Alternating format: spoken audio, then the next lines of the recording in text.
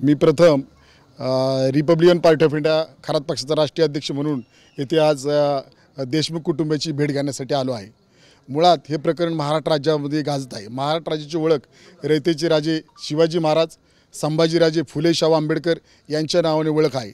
परंतु मला इथं आल्यानंतर त्यांचे भाऊ, देशमुखांचे भाऊ, त्यांनी मला असं सांगितलं की मुळात पहिल्यांदा एका दलित मुलाला जे आता आरोपी अटक आहेत त्या चक्कीच्या ऑफिसला, पवन चक्कीच्या ऑफिसला ते आरोपी गेले होते आणि तिथे एक दलित मुलगा सिक्युरिटीचं काम करत होता। परंतु सिक्युरिटीचं काम करत असताना त्या दलित मुलाला आज जाण्यासाठी त्यांनी मागणी केली, आम्हाला आज जायचे। परंतु त्या दलित मुलांनी इमाने एतबारी की तुम्ही आज जाऊ शकत नाही, कारण आम्हाला सांगितलेलं नाही आतमध्ये न्यायला तुम्हाला, त्यामुळे मी तुम्हाला आतमध्ये सोडू शकत नाही। परंतु हे जे आरोपी अटक झालेले आहेत या आरोपींनी त्याला बेदम मारहाण केली। मुळात माझा पहिला प्रश्न आहे राज्य सरकारला की एका दलित मुलाला महाराष्ट्र राज्यामध्ये आपण डॉक्टर बाबासाहेब आंबेडकरांनी तसे संविधान लिहिलेलं आहे, एका दलित मुलाला इमानेपणे तो आत्महत्या सोडत नाही, इमानदारी करतो म्हणून त्याला इथले आरोपी बेदम मारहाण करतात आणि मारहाण पण अशा रीतीने करतात की रक्त कुठं आले नाही परंतु बेदम मारतात, म्हणजे हातपाय तुटले पाहिजे अशा रीतीने मारतात। तर या प्रकरणामध्ये मुळात माझं पहिलं मत की ॲट्रॉसिटी का नाही दाखल झाली। मी माननीय मुख्यमंत्री देवेंद्र फडणवीसांना सांगतोय की आपण प्लीज कृपया करून बनवेगिरी करू नका, बनवेगिरी बंद करा। कालसुद्धा तुम्ही विधानसभेमध्ये बोलताना याबद्दल निवेदन देताना काय बोलले ते बीड जिल्ह्याला चांगलंच माहीत आहे। त्यामुळे या प्रकरणामध्ये पहिल्यांदा ॲट्रॉसिटी दाखल करा, यांच्या ॲट्रॉसिटीचे गुन्हे दाखल करा।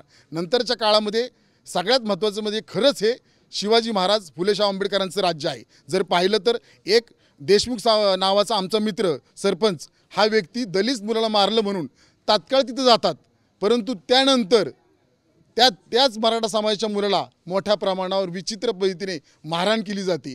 हे सुद्धा अत्यंत निंदनीय बाब आहे। हे महाराष्ट्राला शोभणार नाही। जो तो नेता येतो बिहारपेक्षा VPपेक्षा ही गंभीर घटना आहे। अहो कशाला खोटं किती नाटक करायचं, ताकाला जाऊन भांडं काय लपवायचं विनाकारण, कशाला बिहारपेक्षा ह्याच्यापेक्षा आपण इथं परिस्थिती इतकी विचित्र झाली की बिहारपेक्षा उत्तर प्रदेशपेक्षा विचित्र परिस्थिती झालेली आहे। आज किती दिवसांनी अटक झाली 2-3 आरोपी, आमचा राज्य सरकारला प्रश्न आहे का आरोपींना अटक होत नाही पूर्ण, कोण नेमका मास्टर माइंड कोण आहे की यांचे भाऊ आहेत, ह्या भावाची मागणी आहे की CDR का नाही तपासत त्यांचे की कुणी कोणाला फोन केला। आता हे जे पहिले आरोपी आहेत सगळ्यांनाच माहिती पहिले आरोपी कोण आहेत, दुसरे आरोपी कोण आहेत, त्यांचा सुद्धा CDR तपासला पाहिजे ना। म्हणजे मी तर नावच घेऊन बोलतो, ते वाल्मिक कराड आहेत, जे चाटे आहेत, त्यांचा CDR तपासा ना। आरोपीचं तपासताय ना त्या दोघांची पण CDR तपासा, त्यांना कुणाचे नेमके फोन आलेत, हा माझा पहिला प्रश्न आहे।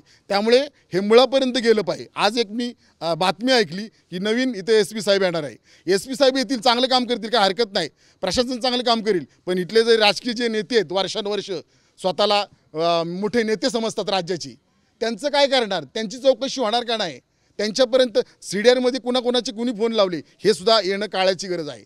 दुसरी गोष्ट आहे, मी एक मागणी करतो आपल्या माध्यमातून, हा जिल्हा गोपीनाथ मुंडे यांच्या नावाने ओळखला जातो, पण या जिल्ह्यामध्ये 350 अशा केसेस विनयभंगाच्या महिलांच्या, हे अत्यंत चुकीचं आहे। 35 का 36 मला वाटतं वर्षभरात खून झालेत, हे सुद्धा अत्यंत चुकीचं आहे। मला हे पण समजतं की 350 महिलांना छेडछाडीची प्रकरणं इथं झालेली आहेत वर्षभरामध्ये। ही कोणती दादागिरी चालली ह्या महाराष्ट्रामध्ये, खपून कसे घेतात मुख्यमंत्री साहेब। मुख्यमंत्री साहेब सांगतात हे कायद्याचं राज्य आहे, कसलं कायद्याचं राज्य।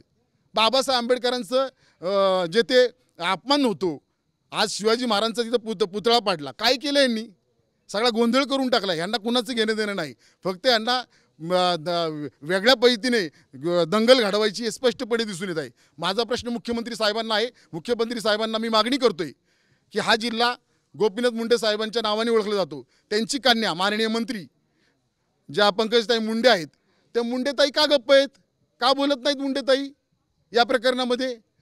मुंडेताईंनी लक्ष घालावं, बीड जिल्हा त्यांचा बीड जिल्हा आहे, तुमच्या वडिलांच्या नावाने हा जिल्हा ओळखला जातो, तुमचे वडील हे बहुजनांचे नेते होते, मग आज बहुजनांचा खून झाला मुलाचा, का गप्प आहेत ते, काय कारण नेमकं काय। माझं म्हणणं की त्यांनी पहिला खुलासा करावा, ते का नाही आंदोलन करत, ते इथं येऊन बसत का नाही की माझ्या देशमुखाला न्याय मिळाला पाहिजे म्हणून। उगाच कोणतरी यायचं आपल्या भेटाभेटीची नाटकं करायची, ही भेटाभेटीची नाटकं करू नका ह्या जिल्ह्यामध्ये, कारण हे महाराष्ट्र आहे। मी स्पष्ट मागणी करतोय ताईंना की ताई तुम्ही आंदोलनाला येऊन बसा, न्याय मिळाला पाहिजे म्हणून। जर तुम्हाला बीड जिल्ह्याचं प्रेम असेल, तुम्ही बहुजनांचे नेते असताल तर, हा माझा पहिला प्रश्न आहे। दुसरा माझा प्रश्न असा आहे की मुख्यमंत्री साहेब CDR तपासा, सगळ्यांचे CDR तपासा. आणि दादा आता येऊन गेले, आदरणीय दादांनी त्यांना आश्वासन दिलं की मी नक्कीच जे आरोपी त्यांना पूर्णपणे अटक करील. मी पुढे जाऊन सांगतो, तात्काळ अटक करा आणि ॲट्रॉसिटीचा गुन्हा दाखल करा. कारण ॲट्रॉसिटीचा गुन्हा यांच्यावर दाखल झाला पाहिजे. कारण हे जे सरपंच होते आदरणीय माननीय कालकथित, हे एका दलित मुलाला वाचवण्यासाठी गेले होते. ॲट्रॉसिटी दाखल का नाही होत? ॲट्रॉसिटी तात्काळ दाखल करा. आणि जर न्याय मिळाला नाही तर मी सांगतो, ह्या माझ्या भावाबरोबर जसा यांचा भाऊ दलित कुटुंबाला दलित मुलाला वाचवण्यासाठी गेला, नक्कीच मी सांगतो यांची जर मागणी पूर्ण झाली नाही तर मी स्वतः यांच्याबरोबर आंदोलन करायला इथे बसणार आहे, असं मी आपल्या माध्यमातून सांगतो.